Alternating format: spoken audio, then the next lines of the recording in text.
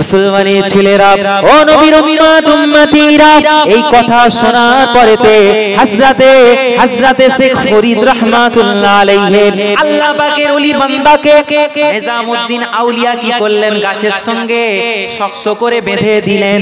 কবরস্থানে শুকনো ঠনঠনে একটা গাছ, যে গাছের পাতা মারা গেছে, যেই গাছ মারা গেছে, গাছ শুকনো হয়ে মারা গেছে, সেই গাছের সঙ্গে শক্ত করে বেঁধে দিলেন। বেঁধে দিয়ে বাড়ির দিকে রওনা দিলেন। বাড়ি থেকে তাড়াতাড়ি গিয়ে বিবিকে গিয়ে প্রশ্ন করছে, ও আমার বিবি জান, আমি তোমাকে এত মোহাব্বত করি, এত ভালোবাসি, বলো বলো আমি তো ছিনতাই করি, ডাকাতি করি, মানুষ খুন করি, এর জন্য তো আমার গুনাহ হচ্ছে। বিবি বলে, হ্যাঁ আপনার তো এর জন্য বড় গুনাহ হচ্ছে, শক্ত গুনাহ হচ্ছে। তখন নিজামউদ্দিন আউলিয়া রাহমাতুল্লাহ আলাইহি বললেন, ও আমার বিবি জান, ওই কঠিন বিচারের দিনেতে তুমি কি আমার গুনার ভার, সামান্য গুনার ভার তুমি নিবে? বিবি তখন বলে, ও আমার স্বামী, না না না না, ওই জিনিসটা আমি পারবো না। পারবো? আমি কি ভুল করেছি আপনাকে বিয়ে করে, নাকি কি হচ্ছে ঝগড়া?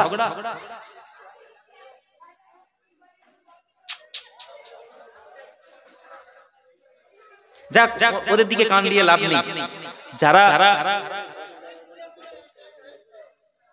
যাক, আমার মা বোনেরা যারা মাইকের আওয়াজ শুনতে পাচ্ছেন, মেহেরবানি করে একটু চুপ করে বসবেন। মেহেরবানি করে এই গুস্তাখি আপনারা করবেন না। আপনারা নেকি অর্জন করতে এসেছেন, একটু দোয়ায় শামিল হতে এসেছেন, খবরদার একটু চিল্লামিল্লি কম করেন আমার মা বোনেরা। সাবধান করে দিলাম, এবার শুনে শুনবে, না শুনে আল্লাহ পাক দেখছেন, আল্লাহ পাক বিচার করবে, আল্লাহর উপর ছেড়ে দিলাম। যাই হোক, বিবি বলছে আমি পারবো না। বলছে তুমি পারবে না মানে? বলছে হ্যাঁ, আমাকে আপনি বিয়ে করেছেন, আপনি চুরি করবেন না, ডাকাতি করবেন, দায়িত্ব আপনার, আমার ভরণ পোষণ আপনি নিয়েছেন, খাওয়াবেন কিভাবে সেটা আপনার ব্যাপার, গুনাহ আপনি করছেন, এর জন্য দায়িত্ব আমি নেব না। I am very sorry, I am extremely sorry, আমাকে ছেড়ে দেন। মন খারাপ, বলছে হ্যাঁ কি গন্ডগোল হয়ে গেল।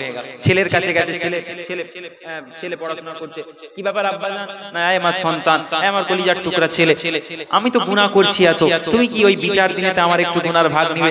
ছেলে বলে, আব্বা জান, আপনার বাড়িতে আমি জন্ম নিয়েছি, আমি আপনার ছেলে হয়ে কি সব থেকে বড় ভুল করেছি? কি বলছে? আমি আপনার ছেলে হয়ে কি বড় ভুল করে ফেলেছি? বলছে কেন? না আমি আপনার ছেলে, আপনি আমাকে খাওয়াবেন, কিভাবে খাওয়াবেন সেটা আপনার ব্যাপার, যান যান চলে যান, আমি আপনার গুনার ভার নেব না। মন খারাপ, আবার রওনা দিয়েছেন সেই রাস্তায়। সেই গাছের কাছে বেঁধে দিয়েছিলেন আল্লাহ ওয়ালা মানুষটাকে, তিনার কাছে দৌড়ে দৌড়ে যাচ্ছে। মুসলমানের ছেলেরা ও নবীর উম্মতিরা দৌড়ে দৌড়ে দৌড়ে দৌড়ে শেখ ফরিদ রাহমাতুল্লাহ আলাইহির কাছে পৌঁছে গেছে। শেখ ফরিদ রাহমাতুল্লাহ আলাইহির কাছে পৌঁছে গিয়ে সালাম দিলেন, আসসালামু আলাইকুম। ওয়া আলাইকুমুস সালাম। ও নিজামউদ্দিন বলো বলো বলো, কি উত্তর তুমি নিয়ে এসেছো? হযরতে নিজামউদ্দিন আউলিয়া বাঁধনটাকে খুলে দিলেন, হাতটাকে খুলে দিলেন, খুলে দিয়ে মাপ চাইতে লাগলেন, হুজুর বড্ড বড় বেয়াদবি হয়ে গেছে, আপনাকে কষ্ট দিয়েছি, আপনি আমাকে মাফ করে দেন। হুজুর আজকে আমি তওবা করলাম, আস্তাগফিরুল্লাহ পড়লাম, আমাকে কি আল্লাহ মাফ করবেন? এত গুনাহ করেছি, আল্লাহ কি আমাকে মাফ করবেন? শেখ ফরিদ রাহমাতুল্লাহ আলাইহি বলেন, ও আল্লাহ পাকের বান্দা, না না না না, আল্লাহ পাক সব কিছু পারেন। আমি শেখ ফরিদ, আমি তোমাকে রাস্তা বলে দিচ্ছি, সেই রাস্তায় তুমি চললে আল্লাহ পাক যদি চান, যদি আল্লাহকে খুশি করতে পারো, আল্লাহ তোমাকে মাফ করে দেবে, ক্ষমা করে দেবে। কি রাস্তা? শেখ ফরিদ রাহমাতুল্লাহ আলাইহি মনে মনে বলছেন, বেটা তোকে পেয়েছি, তুই আমাকে ঘিরে আমাকে কষ্ট দিয়েছিস, আমাকে বেঁধেছিস গাছের সাথে, তোকে পেয়েছি বাগে, কি করা যায় এর সাথে? বলছে এই দেখ, তুই আমাকে গাছটায় বেঁধেছিলি? বলছে জি। বলছে গাছটা কি দেখতে পাচ্ছিস? বলছে তো মরে গেছে, শুকনো হয়ে গেছে। বলছে আর হবে? বলছে না, সম্ভব নয়। বলছে তুই আমল করবি এই গাছের তলায়, গাছের তলায় সারাদিন সারা রাত ইবাদত করবি আল্লাহকে খুশি করার জন্য, নফল ইবাদত করবি, ফরজ সালাত করবি, রোজা রাখবি, খাবার দাবার খিদে পেলে খাবি, তারপরে আবার ইবাদত করবি। বলছে হুজুর ইবাদত তো আমি করব, আমার কোনো দ্বিধাবোধ নেই, কারণ আল্লাহকে রাজি করতে হবে, আমার গুনাহ মাফ চাইতে হবে আল্লাহর কাছে। তবে আল্লাহ যে আমার উপর খুশি হয়ে গেছেন এটা আমি বুঝবো কিভাবে? কিভাবে বুঝবো? বলছে যেদিনে দেখবি এই গাছ, শুকনো গাছ জীবিত হয়ে গেছে, গাছের পাতা ধরে গেছে, গাছে ফল ধরে গেছে, সেই ফল পেকে গেছে, খাবার জন্য উপযুক্ত হয়ে গেছে, জানবি সেদিন আল্লাহ তোকে মাফ করে দিয়েছে। সম্ভব? সম্ভব? শুকনো গাছ মারা গেছে, আপনার গাছ, ওই গাছ শুকনো হয়ে পাতা ঝরে গেছে, দেখতে পাচ্ছেন লাঠিগুলো ভাঙলে ভিতরে রসকস নেই, সব শুকিয়ে গেছে। ও গাছ, আমি বললাম তুমি কি আমল করো, আল্লাহ খুশি হলে গাছ জিন্দা হয়ে যাবে। ও গাছ আর জিন্দা হবে? কথা বলেন না, হবে? হবে না। নিজামউদ্দিন আউলিয়া মনে মনে ভাবছেন এ কেমন আমল, গাছ মরা গাছ কিভাবে জিন্দা হয়? ঠিক আছে, আল্লাহকে খুশি করার জন্য, তিনি তো আল্লাহওয়ালা মানুষ, তিনি তো আল্লাহওয়ালা, আল্লাহ তো বলেছেন ইত্তাকু ফিরাসাতাল মুমিনিন ফাইন্নাহু ইয়ানজুরু বিনুরিল্লাহ, আল্লাহর নূরের ভেতর থেকে আল্লাহওয়ালাদেরকে আল্লাহ সবকিছু দেখান। তাহলে তিনি বলছেন যখন আমলটা করেই দেখি, তিনি বসে পড়লেন আল্লাহর নাম নিয়ে, আল্লাহর দরবারে বেশি বেশি তওবা করতে লাগলেন, আল্লাহর ইবাদত বান্দেগি করতে লাগলেন। মুসলমানের ছেলেরা, ও নবীর উম্মত উম্মতিরা, হযরতে নিজামউদ্দিন আউলিয়া 1 বছর 2 বছর নয়, 12 বছর, 8 থেকে কোথাও আছে 8 বছর, কোথাও আছে 10 বছর, কোথাও আছে 12 বছর, কিতাবের মধ্যে 10, 12, 8 বিভিন্ন জায়গায় বিভিন্ন এসেছে। এই ইবাদত করার পরে একদিন আসলো, রাস্তা দিয়ে হেঁটে হেঁটে হেঁটে হেঁটে আল্লাহ পাকের ওই ওলি বান্দা শেখ ফরিদ রহমাতুল্লাহ আলাইহি, তিনি এসে হযরতে নিজামউদ্দিন আউলিয়ার সম্মুখে উপস্থিত হলেন, সালাম দিলেন, আসসালামু আলাইকুম। ওয়া আলাইকুমুস সালাম। ও নিজামউদ্দিন, কেমন আছো বাবা, কেমন আছো? হুজুর আমি তো ভালো আছি, আল্লাহর রহমতে, আপনি কেমন আছেন? আমিও ভালো আছি। হুজুর আপনি বলে দেন, বলে দেন, আজ 8 বছর কেটে গেল, 10-12 বছর কেটে গেল, এত ইবাদত করেছি, এত সিজদা করেছি, এত তওবা করেছি, আল্লাহ কি আমাকে মাফ করে দিয়েছেন? বলছে ও আল্লাহর বান্দা, এই নিজামউদ্দিন তুমি একবার পেছন দিকে তাকিয়ে দেখো, পেছন দিকে তাকিয়ে দেখো, গাছটার দিকে তাকিয়ে দেখো।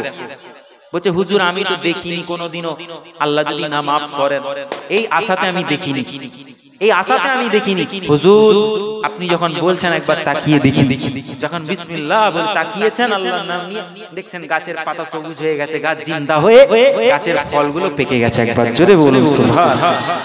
আল্লাহ পারেন কি পারেন না? আল্লাহ পারেন কি পারেন না? পারেন। ওলি বান্দাকে খবর দিয়েছেন, রাস্তা আল্লাহ দেখিয়েছেন। যিনি ওলি হবেন তিনার জবানের কথাটা আল্লাহ বলছেন না, ওই মুমিন বান্দাটা বলছে মানে আমি আল্লাহ, আমি বলাচ্ছি, ওটা আমার কথা। জোরে বলুন সুবহানাল্লাহ। আমার নবী করেন, ওটা আমার করা। আমার নবীর হাতে হাত দিয়েছো, আমি আল্লাহ বলেছি হাত দিতে, তুমি আল্লাহ পাক, আমি আল্লাহ পাক, আমার হুকুম তুমি পালন করেছো, ওটা আমি আল্লাহ পাক, আমার হুকুম। ওলির কথা আল্লাহ বলছেন আমার কথা। মুসলমানের ছেলেরা, ও নবীর উম্মত উম্মতিরা, এই অবস্থা, এই দৃশ্য দেখে হযরতে নিজামউদ্দিন আউলিয়াকে শেখ ফরিদ রহমাতুল্লাহ আলাইহি প্রশ্ন করলেন, ও নিজামউদ্দিন, না না না না, তুমি এত বছর ধরে ডাকাতি করছো, এত মানুষকে হত্যা করেছো, কি এমন আমল করলে আল্লাহ পাক কিভাবে তোমাকে maaf করে দিল? কি আমল করেছো একটু আমাকে বলো, বলো কি আমল করেছো? হুজুর আপনি যেটা বলেছেন, যেই রকম বলেছেন, যেইভাবে বলেছেন, আমি ঠিক সেই রকম আমল করেছি।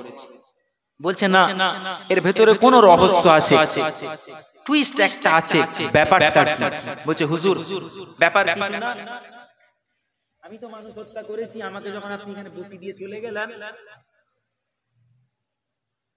হুজুর এই যে কবরস্থান, এই গাছ, আমি এর নিচে বসে বসে ইবাদত করতাম। এই যে এলাকা দেখতে পাচ্ছেন, এই এলাকার মানুষ অনেক বাড়ি ঘর আছে, একটা বাড়ি ছিল, যেই বাড়িতে আল্লাহ পাকের একজন নেককার বান্দি থাকতো, তার আব্বাজান থাকতো। তার মেয়ে বাপ দুজনে থাকতো। এই এলাকার একজন ডাকাত, সে মানুষের ছিনতাই করতো, ডাকাতি করতো, ঠিক আমার মতো। আমি যেমন প্রথম জীবনে ছিলাম ঠিক আমার মতো ডাকাত ছিল। হুজুর একটা দিন ওই মেয়ের বাবাকে প্রস্তাব দিল, তোমার মেয়েটাকে আমি বিবাহ করতে চাই।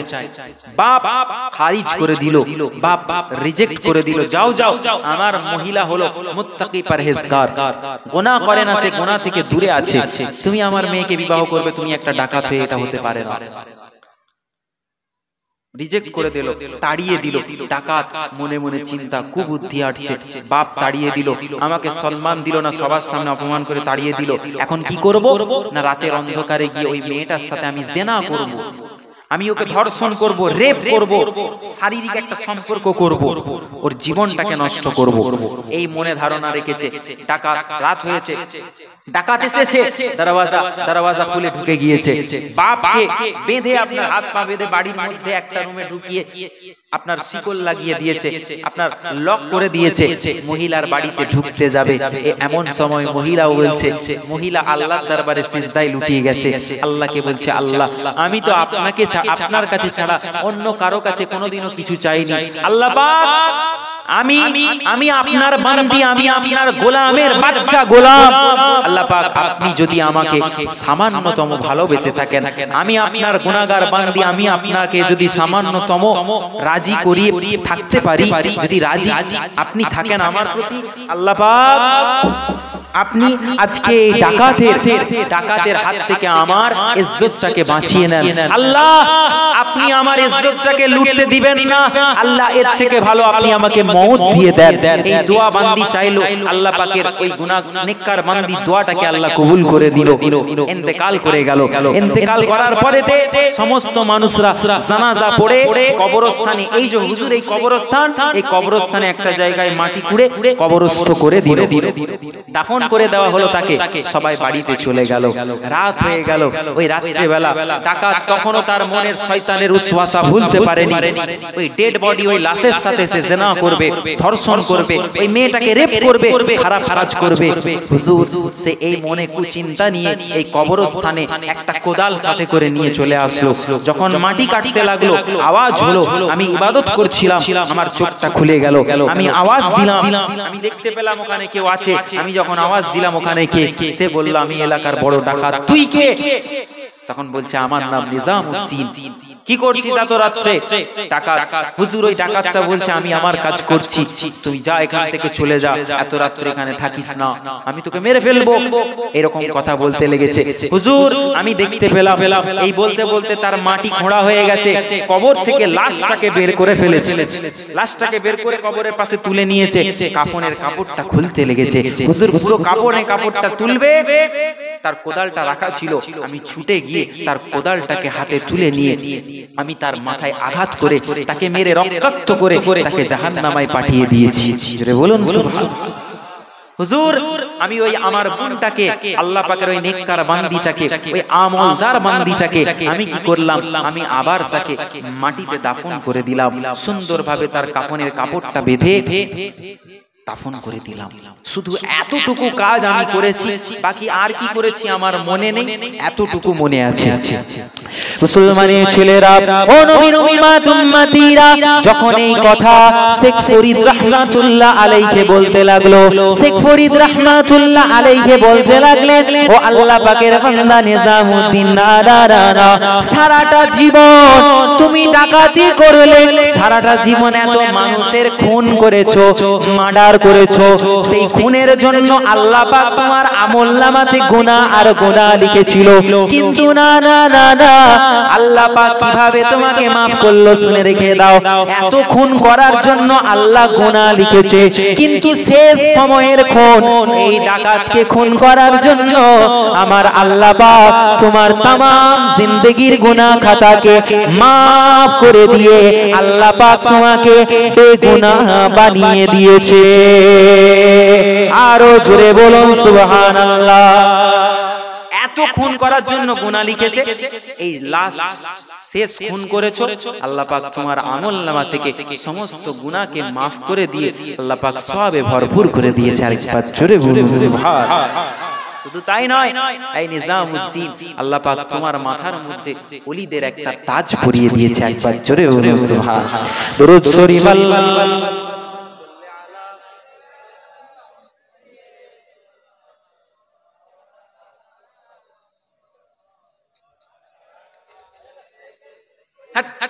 খালি গজল শুনে একটা বলবো, বাংলা শুনলেন না উর্দু? উর্দু বলি নাকি? মুরব্বীরা তো উর্দু বুঝতে পারে না, এখন কালকে বলবে কেমন বক্তা এনেছিলি মেদিনীপুর থেকে, উর্দু গজল বলে চলে গেল, কিছুই বুঝতে পারি না। कादिरी आस्ताना सलामत रहे, मुस्तफा का घराना सलामत रहे। कादिरी आस्ताना सलामत रहे, कादिरी आस्ताना सलामत रहे, मुस्तफा का घराना सलामत रहे। जरे बोलें सुभान। শুনবেন না? সুবহানাল্লাহ বেরোচ্ছে না জবান থেকে। শরীর আমার খারাপ, ঠান্ডা আমার লেগেছে, টনসিল থাকে জানেন, টনসিল, এটা ফুলে গেছে, ফুলে ডাক্তার থেকে ওষুধ খেয়েছি, কালকেও খেয়েছি আজকেও খেয়েছি, তো আমার কষ্ট হচ্ছে না, আমি বলছি তাও, আর আপনারা চুপ করে বসে আছেন। মানে এটা শুনবেন না, পছন্দ নয় নাকি? ইংরেজি শুনবেন, ইংরেজি বুঝেন? বলতে বলছো হ্যাঁ বলো, তাহলে শুনেন একটা ইংরেজি বলছি। Taking the rose, taking purple, taking the marigold, I will give you those flowers, oh my lovely Rasool. Taking the rose, taking purple, taking the marigold, I will give you those flowers, oh my lovely Rasool. Just come in my dream, oh my lovely Rasool, I will give you those flowers, oh my lovely Rasool. গোলাপ নীলম, গাঁদা নীলম, নীলম রজনী গন্ধা, মনের সুখে মালা গেঁথেছি সকাল হতে সন্ধ্যা। একবার দেখা দাও যদি ও গো কামলিওয়ালা, একবার দেখা দাও যদি স্বপ্নে রাত্রি বেলা, হাসি মুখে পরাবো তোমায় হাজার ফুলের মালা। এটাতে তাও আওয়াজ আছে, মানে এটা শুনবেন, মানে এটা শোনার ইচ্ছে আছে নাকি? তাকবীর, নারে তাকবীর, আরো জোরে নারে তাকবীর, নারে তাকবীর।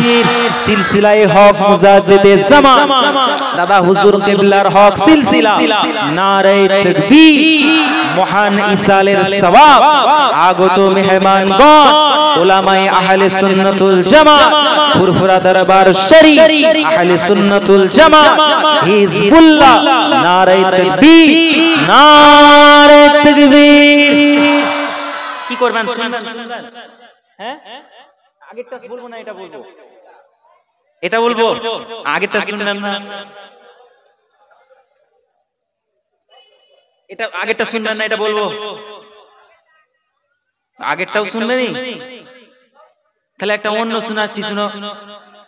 या नबी देखा है रुतबा आपकी नालैन का, चले बोलें सुभान अल्लाह।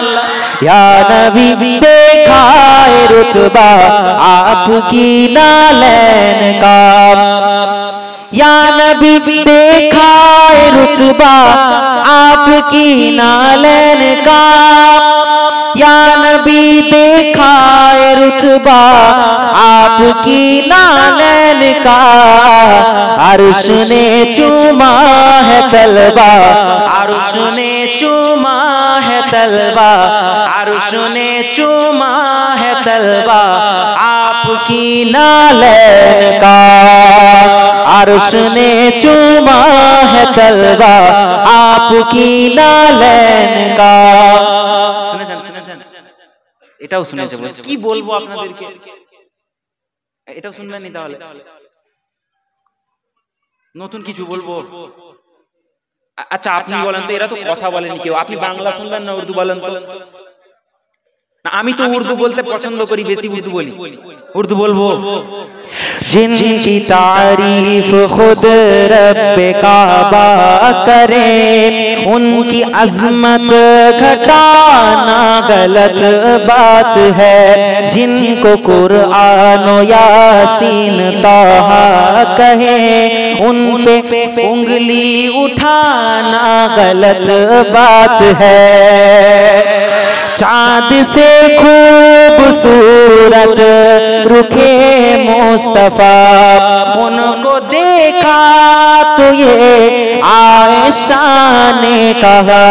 चाँद से खूबसूरत रुखे मुस्तफा, उनको देखा तो ये आयशा ने कहा। तौबा तौबा तौबा तौबा, उन्हें चाँद जैसा कहो, चाँद जैसा बताना गलत बात है। আমি আমার নবীকে চাঁদের মতো বলবো? আমার নবীর নূর মুবারক থেকেই তো আল্লাহ চাঁদ বানিয়েছে, জোরে বলুন না সুবহানাল্লাহ। तौबा तौबा, उन्हें चाँद जैसा कहो, चाँद जैसा बताना गलत बात है। लाए तशरीफ दुनिया में खैरुल बरा, हक को बातिल हुए आमने सामने, और कुफ्र अब शर्म से मुंह छुपाने लगे। आए जब मुस्तफा आमने सामने, ये नबी ने कहा कि इताअत करो, अपने माँ बाप की खूब खिदमत करो। ये नबी ने कहा कि इताअत करो, अपने माँ बाप की खूब खिदमत करो।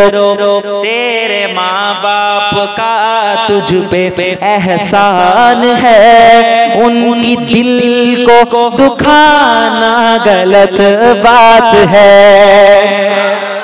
इब्ने साबित को ऐसा मुकद्दर मिला, नात पढ़ने को आका से मिंबर मिला।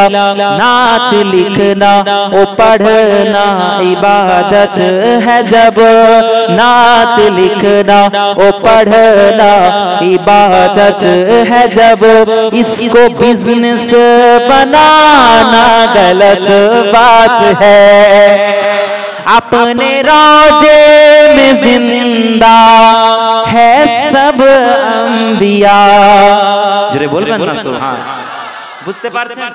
সমস্ত আম্বিয়া কি বলছেন? ইনাদের কবর মুবারক, রওজা মুবারকে জীবিত আছেন, জোরে বলুন।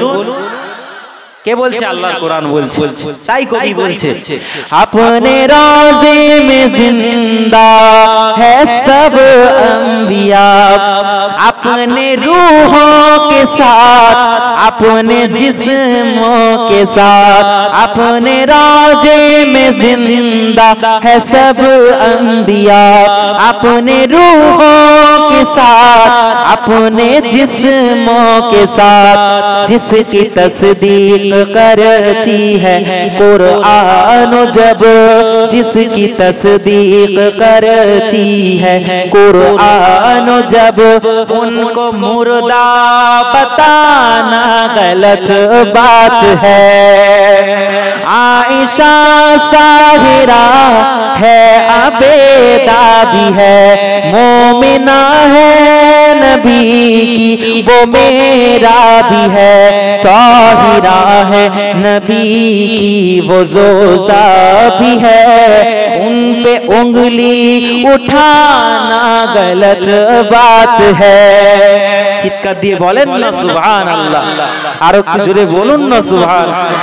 जिनकी तारीफ खुद रब्बे काबा करे, उनकी अजमत घटाना उठाना गलत बात है, जिनको कुरान यासीन तोहा कहे उन पे उंगली उठाना गलत बात है। খারাপ লাগলো, কষ্ট পেলেন আপনারা? মুরব্বীরা তো সব উঠে যাচ্ছে, কি ব্যাপার কি ব্যাপার? বাথরুম বাথরুম মানে মাঝখানে একটু ব্রেক নিচ্ছে, বলছে এবার হুজুর চলে আসবে, ছেলেরা সব দাঁড়িয়ে আছে তাকবীর দিবার জন্য, বলছে এবার চলো একটু ইস্তেঞ্জা বসে উজুটা করে চলে আসে। হ্যাঁ, একটা ব্রেক নেন, যান ইস্তেঞ্জা করে উজু করে চলে আসেন, যদি ইস্তেঞ্জা পায় উঠে গিয়ে উজু করে আবার বসে যান। আমার পরে ফুরফুরা দরবার শরীফ থেকে কে আছেন আমার পরে? তাই জাইনুল আবেদিন হুসাইনি, আচ্ছা জনাব হযরত আবেদিন হুসাইনি সাহেব, তিনি ফুরফুরা দরবার শরীফ থেকে নাকি? ফুরফুরা দরবার শরীফ থেকে আসবেন।